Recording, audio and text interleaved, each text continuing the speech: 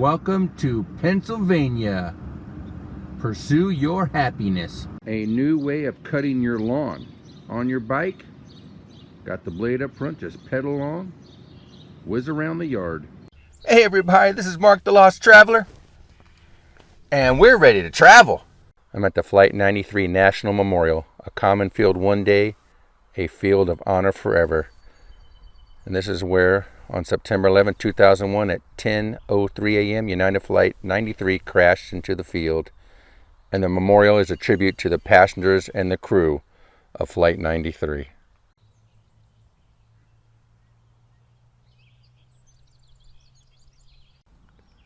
The Tower of Voices is a monument, 93-foot-tall musical instrument holding 40 wind chimes, representing the voice of the 40 passengers and crew members on board Flight 93. There's the Tower of Voices. They're still under construction. It'll be opening September 9th when they have the dedication. Some of the things here on the sign. It was a peaceful and ordinary day in the village of Lambert until Flight 93 streaked overhead at more than 500 miles an hour. And then some of the eyewitnesses' accounts. Local residents share what they saw and heard and felt the last moments before Flight 93 crashed. Some people out of nowhere, this absolutely unbearable, horrific noise was outside. The house started to vibrate and things started to rattle and shake. I left my driveway and saw a low flying plane. I was probably one of the last people to see the plane. The black granite walkway that you see here is the flight path of Flight 93. And as you're heading down the path here, it gives you information on the other flights. At 8:46 and 30 seconds a.m., 1 World Trade Center, American Airlines Flight 11. And just down from that one, 9:03 and 2 seconds a.m., 2nd World Trade Center, United Airlines Flight 175. And then at 9:37 and 46 seconds a.m., Pentagon, American Airlines Flight 77. Now we're just walking through these giant concrete walls where the Flight 93 National Memorial Visitor Center is at.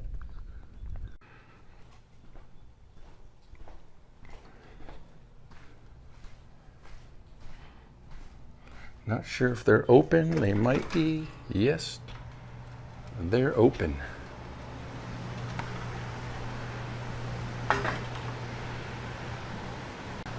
Just after you walk in to the left, there's a gift shop here with Flight 93 National Memorial stuff.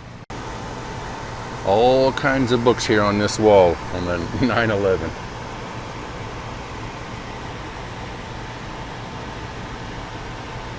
They have a timeline of how the day started at 7 a.m. Business as usual in the Shanksville stores at 7 a.m.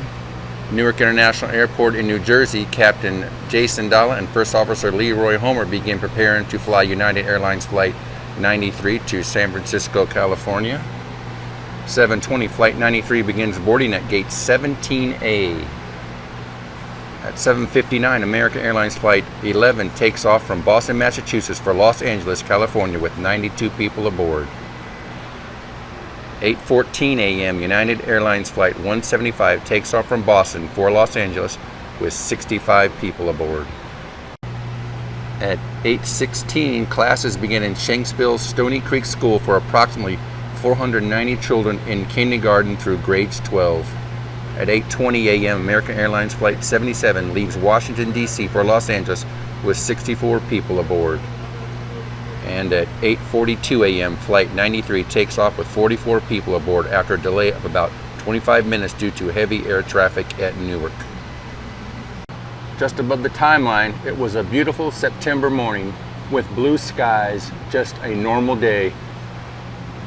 Joy Kemp, teacher of Shanksville and Stony Creek School. Flight 93 was a Boeing 757-200 with a seat configuration of 182. However, the flight had only 33 passengers and 7 crew members. and 4 hijackers. Here's the overview of the 757 where everybody was sitting. The light blue is the crew, yellow are the passengers, and the dark gray are the terrorists. They were sitting in first class. 2 more crew members mid-deck. Just a few passengers on this flight, and all the light colors are open seats, and 2 crew members in the back. Then they have the names of the flight crew members, first class passengers. Of course, you see the gray, that's where the terrorists were sitting.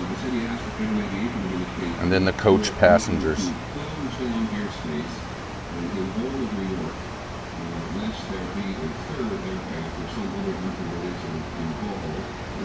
This map shows at 9:42 a.m.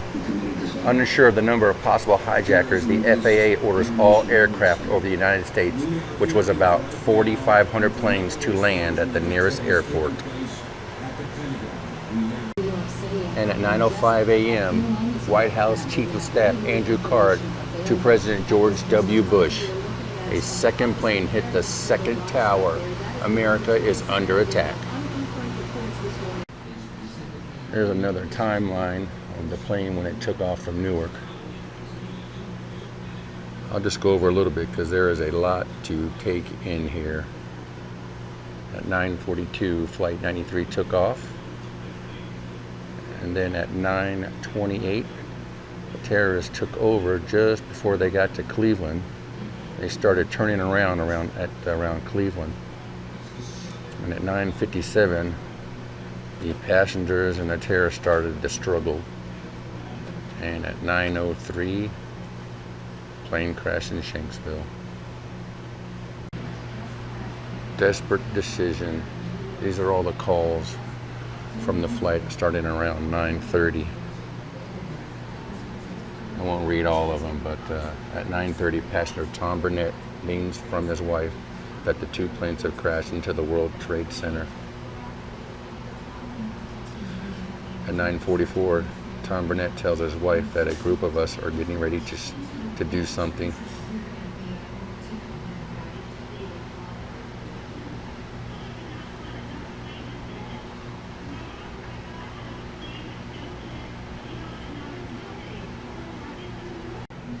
This gives you a view of what it was like on the plane. It's an actual 757. In the cockpit, if we don't, we'll die. Native English-speaking male voice shouted, captured by the cockpit voice recorder at 10 a.m. And what these people are listening to is the actual voice recorders by the passengers on that. And I'm going to see if I can record one of those. Passenger Lauren Grant-Colas phoned her husband Jack at 9:39 a.m., about 11 minutes after the hijacking began, leaving this message on their home answering machine. Honey, are you there? Jack, pick up, sweetie. Okay, well, I just wanted to tell you I love you. We're having a little problem on the plane. I'm totally fine. I just love you more than anything, just know that. And, I'm comfortable and I'm okay for now. Just a little problem, so I just love you. Please tell my family I love them too. Bye, honey.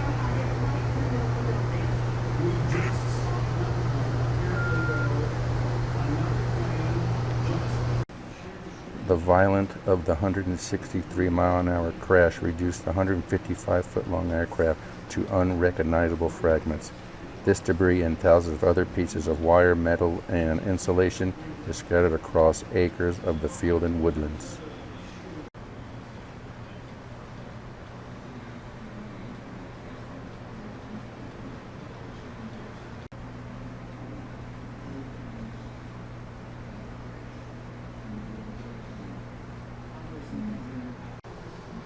Aircraft debris, partial nose number of 5491.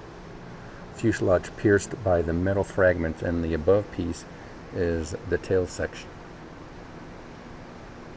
Here are some of the remnants found from the flight. Flight safety card, seat belt, fork and spoon. Heroic and noble actions. September 11th, these 40 men and women faced the unimaginable. And here are all the pictures of the men and women along with the flight crew on the wall here.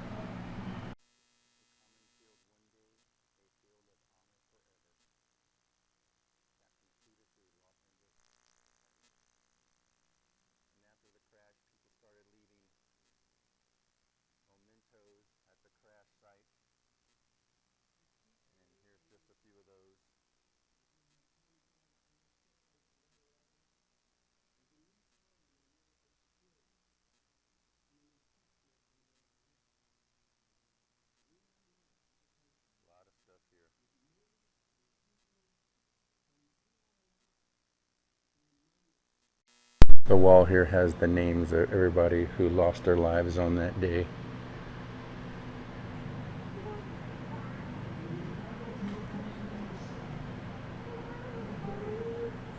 Just past those white pillars, you see a boulder out there. That's the crash site right there.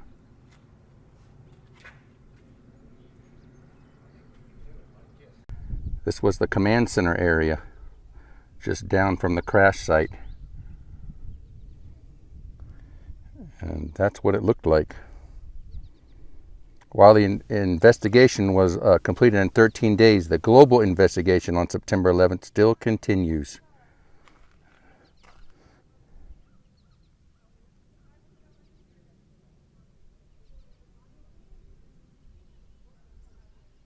And family members came here to the crash site. This is as close as they could get that the FBI would let them.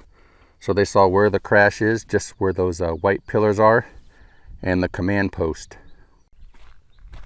And we're just walking down to the crash site. It's about a 20-minute walk. Down there, there's places to stop and other things to read on the crash. Well, there's a visitor center up there. As you remember, the black marble pathway that we started on, that was the flight path. Down the field there, continuing on this marble pathway,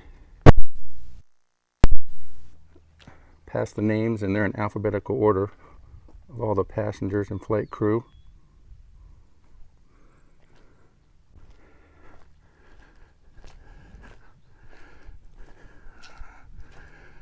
We'll see a boulder out there in the field. And there's where we remember Flight 93 from. Wow, when I came in here, there was like 3 cars. Now this place is filled up. Well, that was something to see, that Flight 93 National Memorial. I tried to film as much as I can. There's just so much in there to see and read and try to film and try to photograph. You just can't do it. I try to do, like I said, as much as I can. You need to come out here and see it if you get the chance to. It's very emotional. It's